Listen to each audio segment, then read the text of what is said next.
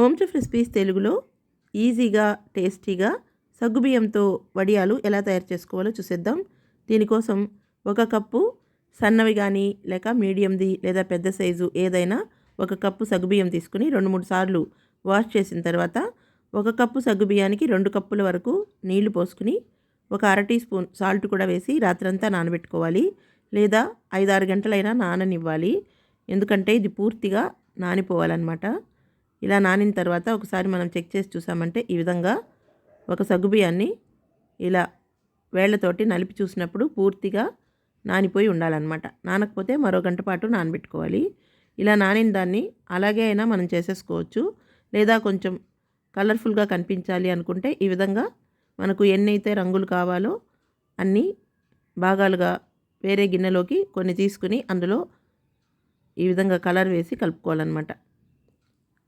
ఇలా వేసుకుని స్పూన్ తోటి బాగా పట్టేటట్లు కలరు మొత్తానికి బాగా పట్టించుకుని పక్కన పెట్టుకున్న తర్వాత ఒక పెద్ద ప్లేట్ తీసుకుని దానిపైన కొద్దిగా ఆయిల్ వేసి ఈ విధంగా స్ప్రెడ్ చేసుకోవాలి ఆయిల్ని.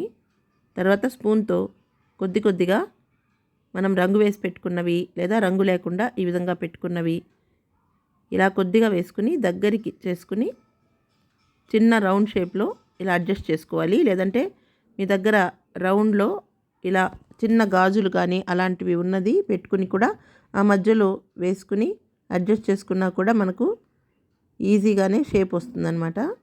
లేదా ఇలాగే కూడా నెమ్మదిగా చేసుకున్నా పర్వాలేదు. ఇలాగా అన్నిటినీ కూడా చేసుకున్న తర్వాత ఒక బాణల్లో కానీ లేదా ఇడ్లీ కుక్కర్లో కానీ ఒక గ్లాసు వాటర్ వేసి పెట్టుకుని మరిగేటప్పుడు ఈ ప్లేట్ని దానిపైన పెట్టేసి మూత పెట్టుకుని ఒక 10 నిమిషాల పాటు ఉడికించుకోవాలన్నమాట. ఇక్కడ చూస్తున్నారు కదా, ఇలాగ మనకు ఏవైతే అవైలబుల్ ఉంటాయో ఆ రంగుల్ని వేసుకోవచ్చు. రంగులు లేకుండా కూడా ప్లెయిన్గా కూడా చేసుకోవచ్చు. ఇలా మూత పెట్టుకుని ఒక 5 నిమిషాలు ఉడికించుకుంటే పూర్తిగా ఉడికిపోతుంది.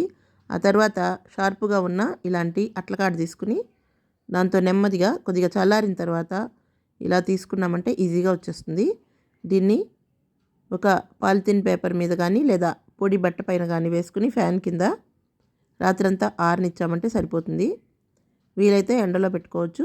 లేదంటే ఫ్యాన్ కింద కూడా మనకు ఈజీగా ఆరిపోతుంది. 1-2 పూటలకే టోటల్గా ఆరిపోతుంది అనమాట. ఇలా ఆరిపోయిన వాటిని మనం డబ్బాలో స్టోర్ చేసి పెట్టుకుంటే సంవత్సరం వరకు నిల్వ ఉంటాయి.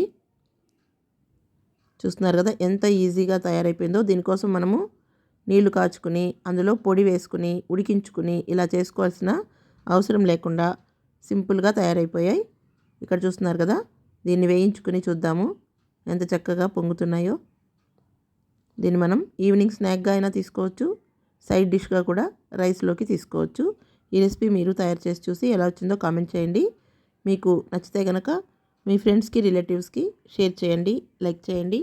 మరిన్ని ఈజీ అండ్ టేస్టీ వంటల కోసం మా హోమ్ చెఫ్ రెసిపీస్ తెలుగు ఛానల్ని సబ్స్క్రైబ్ చేసుకోండి. వీడియో వెలువడిన వెంటనే నోటిఫికేషన్ రావడం కోసం పక్కనే ఉన్న బెల్ ఐకాన్ మీద ప్రెస్ చేయండి.